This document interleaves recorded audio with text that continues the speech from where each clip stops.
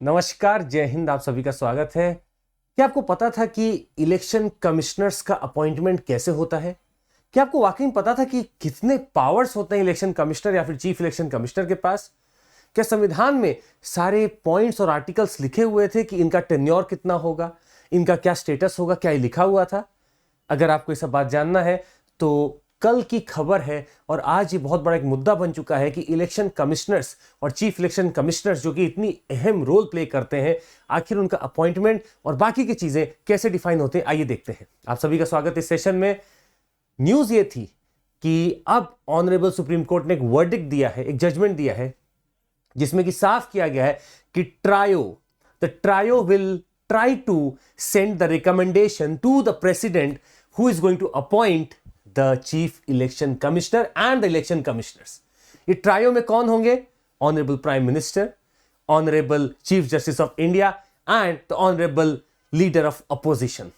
तो ये तीनों ही अब एक ट्रायो के तहत काम करेंगे और नाम चुन के भेजेंगे, जो जाएगा प्रेसिडेंट के साहब और के पास जाएगा और वो मोहर लगा देंगे कि हाँ, अब ये अगले चीफ इलेक्शन कमिश्नर है या फिर इलेक्शन कमिश्नर है। तो क्या अभी तक ऐसा नहीं होता था? जी नहीं, बिल्कुल भी नहीं होता था। क्या था मामला, समझते हैं।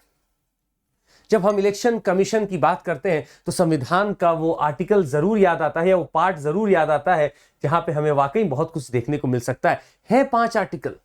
अगर आप देखेंगे part 15 of the Indian constitution, 324, 325, 26, 27, 28 and 29, these are the articles जो पूरा इलेक्शन कमीशन के ऊपर बोल देते हैं, इलेक्शंस के ऊपर बोल देते हैं।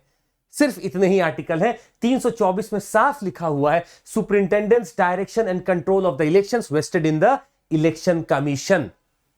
325 में लिखा है, no person to be ineligible for inclusion in or to claim to be included in a special electoral roll. Article 326 में लिखा है, elections to the Lok Sabha and legislative assemblies of the states to be on the basis of adult suffrage. मतलब 326 आपको आपकी right देता है vote करने की, एडल्ट सफरेज 326 से आप तक पहुंचाया गया है। 327, the power of parliament to make provisions with respect to elections to the legislatures, and 328, the power of the legislature of a state to make provision with respect to the elections to such legislature. मतलब power तो काफी अच्छे खासे हमें दिखते हैं, पर इन powers को यूज करके क्या कुछ कभी बनाया गया है? नहीं बनाया गया है। एक और आर्टिकल बचता है, उस आर्टिकल को भी देख लेते हैं। Article 329 which says that bar to interference by the courts in the electoral matters। मतलब कोर्ट इंटरफेयर नहीं करेगी इलेक्टोरल मैटर में। इसका मतलब यह भी है कि अगर कोई validity of any law relating to the delimitation of the constituencies या फिर जो भी कॉन्स्टिट्यूएंसी बनाई जाती है डिलिमिटेशन के द्वारा, उस पे जो उनका वर्डिक्ट होगा, फाइनल होगा, ये कोर्ट का मुद्दा नहीं है, कोर्ट में प्रश्न नहीं जाएगा। दूसरा, election to either house of parliament or to the house or either of the legislatures shall be called, no election question shall be called in the question except by an election petition presented to such authority and in such manner as may be provided by or under any law made by the appropriate legislature। मतलब साफ कर दिया गया था कि electoral matters में court दखल अंदाजी नहीं करेगी, सिर्फ जितना लॉ बोलेगा उतनी ही दखल अंदाजी की जाएगी। यार इतना तो समझ में आ गया कि स्वीपिंग पावर्स तो दिए गए थे, इलेक्शन कमीशन को अच्छा खासा पावर दिया गया था, परंतु हमारे संविधान ने कभी भी इसका जिक्र नहीं किया कि आखिर कैसे अपॉइंट किया जाए, कितना टेन्योर होना चाहिए इलेक्शन कमिश्नर का, या फिर कितने नंबर होने चाहिए। यह हमारे संविधान में नहीं लिखा था। ये प्रेसिडेंट साहब या प्रेसिडेंट साहिबा as per the recommendations of may be the union council of minister headed by the prime minister, वो जो रिकमेंडेशंस भेजते थे यहां अपॉइंटमेंट हो जा रही थी। यह मुद्दा पहले भी उठ चुका है कि क्या आप 5 साल, 2 साल, 3 साल बस इतना टेन्योर दे रहे हैं इलेक्शन कमीशन को? जिसके पास जिम्मेदारी बड़ी होगी तो आपके पास टेन्योर की भी एक सिक्योरिटी होनी चाहिए। बाबा साहब अंबेडकर का बहुत क्लियर कट यहां पे मानना था। उनका कहना था, the whole election machinery should be in the hands of a central authority which alone would be entitled to issue directives to the polling officers, returning officers and whosoever is included in this whole process of election. साफ इनका यह कहना था। इनका विश्वास हमारे democracy में, इनका विश्वास हमारे इंस्टीट्यूशंस में बहुत गहरा था। खैर, आइए समझते हैं कि क्या वाकई में ऐसी चीज हो पा रही थी। इलेक्शन कमीशन के पास पावर हमेशा से रहा है। सुप्रीम कोर्ट ने भी चीफ इलेक्शन कमिश्नर का एक केस था 1976 में, Mohinder Singh Gill versus the chief election commissioner में, आप देखेंगे 1977 में केस था। Honourable supreme court had said कि जहां आपको वैक्यूम दिखता है, लेजिस्लेटिव वैक्यूम है, वहां पे इलेक्शन कमीशन के पास पावर है, क्योंकि साफ जो वर्ड है सुपरिंटेंडेंस, डायरेक्शन और कंट्रोल, वो इतने बड़े शब्द हैं कि इलेक्शन कमीशन के पास ही सारा पावर होगा।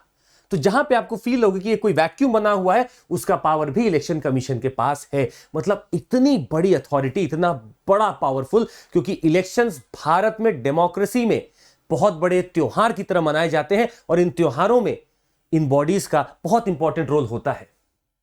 खैर 1989 तक भारत आजाद जब हो चुका था, तब से लेके 4 दशक तक की बात है, इवन आफ्टर 4 डिकेड्स, 1989 तक ये इलेक्शन कमीशन सिर्फ एक मेंबर हेड करता था, सिर्फ एक मेंबर इसमें हुआ करता था, जिसको आप चाहें तो चीफ इलेक्शन कमिश्नर बोल दीजिए या इलेक्शन कमिश्नर बोल दीजिए। एक मेंबर हुआ करता था 1989 तक। अब ये बात है उन दिनों की कि चुनाव होने वाले थे 9वीं लोकसभा के लिए, the 9th Lok Sabha was to be constituted, और चुनाव पेंडिंग थे। परंतु प्राइम मिनिस्टर और कहीं ना कहीं जो इलेक्शन कमिश्नर थे, इनके रास्ते थोड़े अलग थे। अब लेजिस्लेचर के पास तो all the powers are there. Legislature ने अचानक से एक ऑर्डिनेंस के लिए बोला और एक काम हुआ कि कहीं ना कहीं अब एक इलेक्शन कमिश्नर के साथ साथ एक चीफ या फिर 2 इलेक्शन कमिश्नर्स और आ जाएंगे। दिस वाज एक्सपैंडेड, मतलब एक चीफ इलेक्शन कमिश्नर होगा और एक होंगे आपके या 2 होंगे आपके इलेक्शन कमिश्नर। तो एक्सपैंड कर दिया गया बॉडी को। जो अभी तक एक हेड करता था, अब चीफ इलेक्शन कमिश्नर होगा और 2 इलेक्शन कमीशन होंगे। ये 9th लोकसभा बनने की जस्ट पहले कर दिया गया था, 1989 की बात है। अब आपको बताते हैं कि October 1989 president R Venkataraman, in the exercise of his powers under Article 324(2), issued a notification creating 2 positions in the election commission, and hence एक बने आपके इलेक्शन कमिश्नर और उनके नीचे 2 पोस्ट और आ गई जो कि इलेक्शन कमिश्नर्स के नाम से जाने लगे। थोड़ा सा और आगे बढ़ते हैं और समझने की कोशिश करते हैं। The VP Singh government then enacted the aforementioned act of 1991। आपको बता दें, इलेक्शन कमिश्नर्स का स्टेटस, पावर काफी हद तक डिराइव होता है एक एक्ट से, जो कि आपका Election Commission the power etcetera act है 1991 का। इसने सीईसी को एक स्टेटस दिया equal to that of Supreme Court जज, and his retirement age was 65 years, coterminous with Supreme Court जज। ECs were given the status of High Court, और मतलब 62 साल तक वो रह सकते हैं। The passage of the EC act essentially meant that if and when the Election commission become a multi member body, ये आपका जो चीफ इलेक्शन कमिश्नर होंगे वो ऊपर होंगे और इलेक्शन कमिश्नर उनके नीचे होंगे, नीचे फंक्शन करेंगे। 1991 की यही बात निकल के आती है। खैर, समय बदलता रहता है, चीजें बदलती रहती हैं। 1990 की बात आपको अगर बताएं, टी.एन. शेषन साहब, जिनको कोई भी शायद हमें से ऐसा कोई नहीं होगा जो शायद इनके कामों को ना पहचान पाए, इनके नाम को ना पहचान पाए। He was a fiercely independent person। अब जहां पे भी इंडिपेंडेंट पर्सन एक अथॉरिटी लेकर कहीं बैठता है तो हर किसी को दिक्कत होती है। वापस से दिक्कत होने लगी थी। The Congress government headed by P.V. Narasimha Rao decided to expand the poll body again on October 1, 1993। ठहरिएगा, 1989 में एक्सपैंड हुई थी, परंतु कुछ ही समय में उसको वापस से 1 बॉडी बना दिया गया था।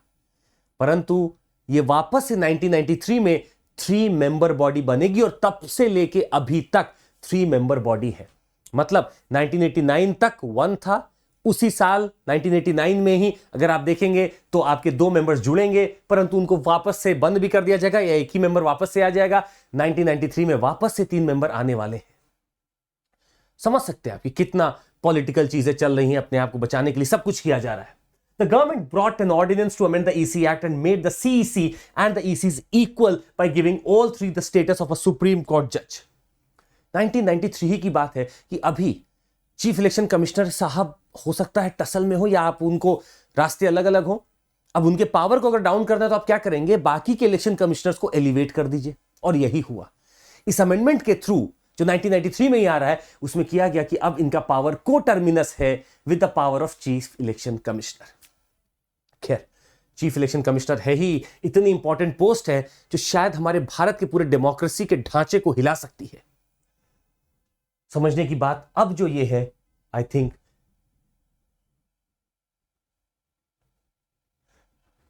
Let's understand one more thing now. अभी हाल ही में जो जजमेंट आया है उसमें साफ कुछ चीजें निकल के आ रही हैं। वो चीज क्या है हम आपको बता दें। अब जो हमारा ट्रायो बनेगा उसके तहत अपॉइंटमेंट होगा। Appointment will be done by the CGI, एक पैनल में होंगे, प्राइम मिनिस्टर होंगे और लीडर ऑफ अपोजिशन होंगे। ये अपना रिकमेंडेशन भेजेंगे प्रेसिडेंट को और president then will appoint the chief election commissioner और द इलेक्शन कमिश्नर्स।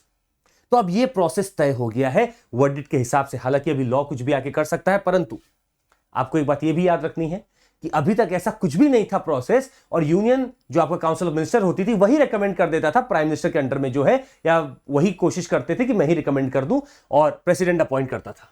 खैर, अगर आप इसको फिर से अब समझना चाहें, आप देख सकते हैं appointment prime minister CJI, this is the supreme court verdict that we have got leader of opposition. ये ट्रायो अब बन चुका है। पर यहां प्रश्न यह भी है कि आखिर रिमूवल की बात कुछ है क्या, कैसे रिमूव होते हैं। आपको बता दें कि जब आप किसी को सुप्रीम कोर्ट जज का दर्जा दे चुके हैं तो अब आपके रिमूवल का प्रोसेस भी वैसा ही होगा। हालांकि ये आपका क्लियर है कि चीफ इलेक्शन कमिश्नर को हटाने का जो तरीका है वो बिल्कुल वैसा ही है जैसा कि आप सुप्रीम कोर्ट के जज को इंपीच कर रहे हो। हालांकि आज तक कोई हटाया नहीं गया है, परंतु इंपीचमेंट का ही प्रोसेस उसको कहा जाता है। परंतु जो इलेक्शन कमिश्नर्स के हटाने की बात है, देखिए पावर स्टेटस सब बराबर है, परंतु जब इलेक्शन कमिश्नर के हटाने की बात होती है तो इतना हेवी प्रोसेस फॉलो नहीं होता है। वहां पे सिर्फ with the recommendation of chief election commissioners he can be removed, election commissioner को हटाया जा सकता है। ये बहुत बड़ा एक दुविधा है, एक रिफॉर्म की यहीं पे आवश्यकता थी कि आप चीफ इलेक्शन कमिश्नर को जब इलेक्शन कमिश्नर के बराबर का दर्जा दे चुके हैं तो सीईसी को हटाने के लिए आप सुप्रीम कोर्ट में जैसे इंपीचमेंट पूरा करवाते हैं जज का, वैसे नहीं हो रहा है, और आप ईसी को सिंपल सीईसी के रिकमेंडेशन पे हटा दे रहे हैं। बड़ा अचंभा कर देने वाली चीज है। तो एक रिफॉर्म की डिमांड की जा रही है कि यहां पे एक रिफॉर्म होना चाहिए, एक रिफॉर्म आना चाहिए। क्या the removal requires the special majority of 2/3 members, ये इंपीचमेंट की बात की जा रही है, present and voting supported by more than 50% of the total strength of the house. तो जब इंपीचमेंट होती है तो अच्छी खासी मेजॉरिटी चाहिए होती है जो हमें दिखती है। पर ये किस केस में है? चीफ इलेक्शन कमिश्नर के केस में है। इलेक्शन कमिश्नर के केस में आज भी वही है कि सीसी अगर रिकमेंड करे तो प्रेसिडेंट साहब उनको हटा सकते हैं, इलेक्शन कमिश्नर को। तो क्या पावर को टर्मिनस नहीं है? ये क्वेश्चन बन सकता है आपका कि अपॉइंटमेंट का प्रोसेस तो सेम है पर रिमूवल के प्रोसेस में क्यों दुविधाएं हैं, इसके ऊपर एक प्रश्न बन सकता है। खैर, आज के लिए बस इतना ही। आपको बता दें कि इलेक्शन ऐसे फेस्टिवल्स हैं हमारे यहाँ जिनको बहुत अच्छे से मनाना चाहिए, एक बहुत ही स्क्रूटनी ढंग से मनाना चाहिए, एक बहुत ही रेगुलेटेड वे में मनाना चाहिए, और शायद ये ट्रायो अगर आएगा तो कुछ हो सकता है फायदा हो। परंतु ये जरिया सिर्फ ये नहीं होना चाहिए कि हम इंटरफेयर अपना हर जगह कर सकें। अगर एक लॉ बनाया जाए, एक बढ़िया पैनल बनाया जाए जो कि अभी भी दिखता है, तो शायद ये चीजें अच्छी होंगी। पर रिफॉर्म बस यहीं रुकेगा नहीं, रिमूवल से लेके और जो पावर मांग रहा है इलेक्शन कमीशन इतने दिनों से, इतने सालों से, उसको भी हमें देना चाहिए। आज के लिए इतना ही, मिलते हैं आपसे। Thank you so much, take care, जय हिंद।